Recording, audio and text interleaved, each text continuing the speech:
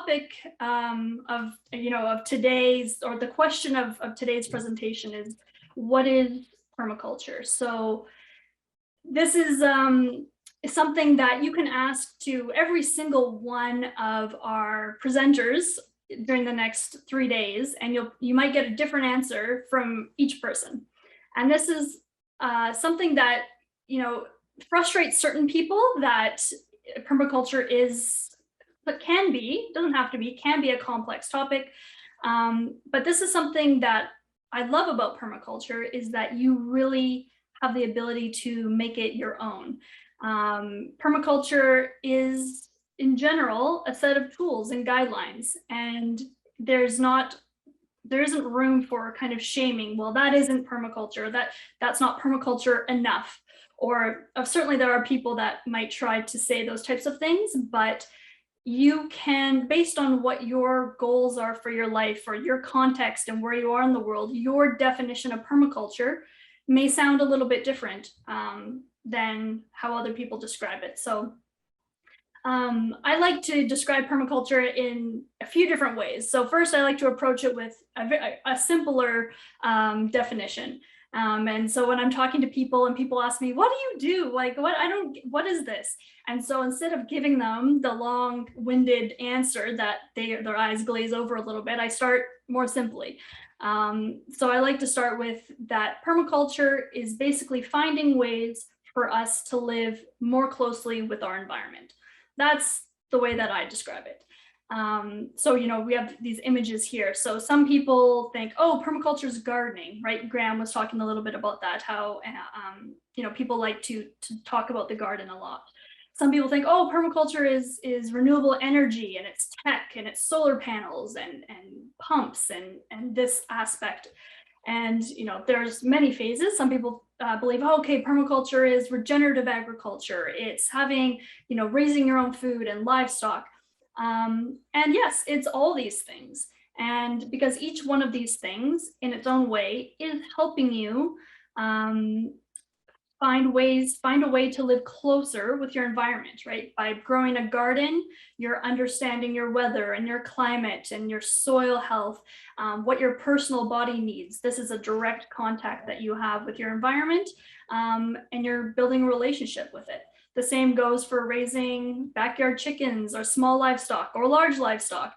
And with solar panels, by installing solar panels or some sort of tech, you are more aware of your sun cycles and the amount of energy and your latitude on the planet. So yes, permaculture is all these things, but most importantly, it is the connections between these things. And as a designer, this is what I love to do. I love the connection aspect. So you can have your tech, you can have your chickens, you can have your garden, and it's how these things relate to each other that is the real sort of driving force that I love about permaculture. I also love this quote from Peter Bain. This is you can call it the slightly more complex definition that I use for permaculture. So he says, permaculture is a language of design for the creation of post-industrial human habitats, homes, neighborhoods, towns, and countryside. So I would say the only thing that I would add to this is that it might be the language of design for the creation of healthy post-industrial human habitats.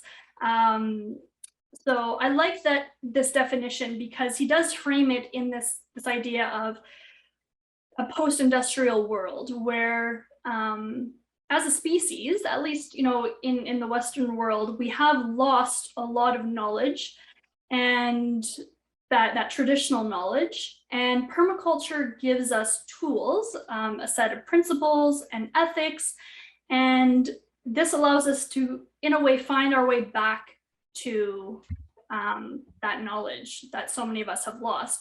You're lucky if you have a grandparent or a great-grandparent still alive that can teach you some of these things, or talk about the Great Depression era, or struggles they had before we all had cell phones and the internet and grocery stores. This knowledge has mostly for a lot of people been lost. And so this is something that really drew me to permaculture, is it's allowed me to find a way back to this knowledge that I really didn't have at all growing up.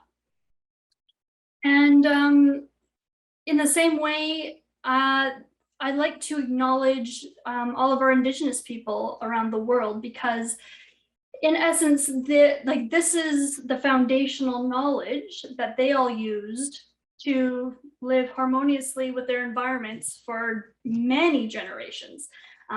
This is the knowledge that they understood. And I like how Graham put it as well, as he said, we all own permaculture. So permaculture is, of course, not saying that, oh, we've discovered all these new tactics, these new ways to live with the land. Look at what we've invented. Look at what we've discovered. It's not that. It's saying we know that there are a certain set of tools that are common for all humans, for just the human race across the entire planet.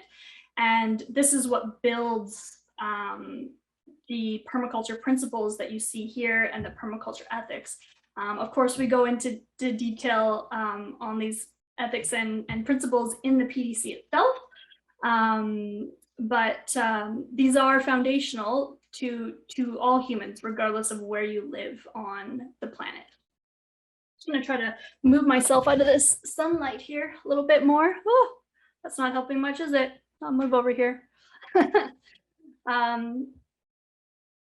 So something that I love about permaculture is it really does get you out of only talking about projects or only talking about ideas, and it gets you into an actionable solution right away.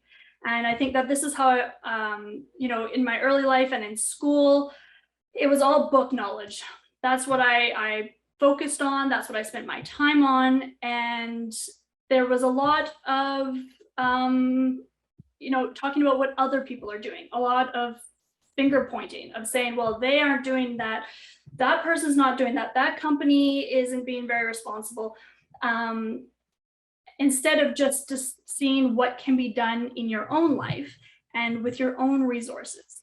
And so this is something that permaculture brings to the world that I love.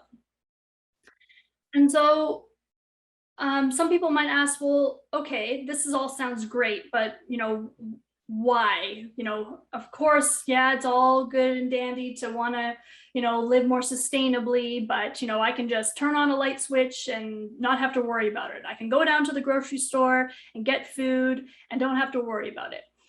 We're seeing the realities of that over the last couple of years now, that, you know, we cannot always depend on these things. And this is where I love one of Bill Mollison's quotes, where he says that the only ethical decision is to take responsibility for your own existence and for that of your children, or for those who depend on you. So that could be, you know, an elderly parent or a sick neighbor. And this is something that I rarely heard in my, you know, going to school or in my life. And permaculture, it was almost like permaculture was giving permission to be selfish, to focus on yourself and to focus on your own family and worry about what you're doing instead of what we spend most of our time doing, which is unfortunately pointing fingers and saying, well, that person or that company's not doing enough. Focus on what you can do. And so we call that focusing on your sphere of influence. Like Graham also, I just love Graham's presentation. I'm just going to reference it a lot. You know, talking to your neighbor and, you know, sharing a beer across the fence, and that is your sphere of influence, instead of focusing on a sphere of concern that most of us spend our times and our energy and our emotion thinking about constantly. And that's easy to get sucked into when we have the news on and when we have the radio on. And, you know, when Facebook ads is promoting all kinds of nonsense and sad stories, that instead we should just be focusing on what we can do in our own lives and taking responsibility for our own existence in that way.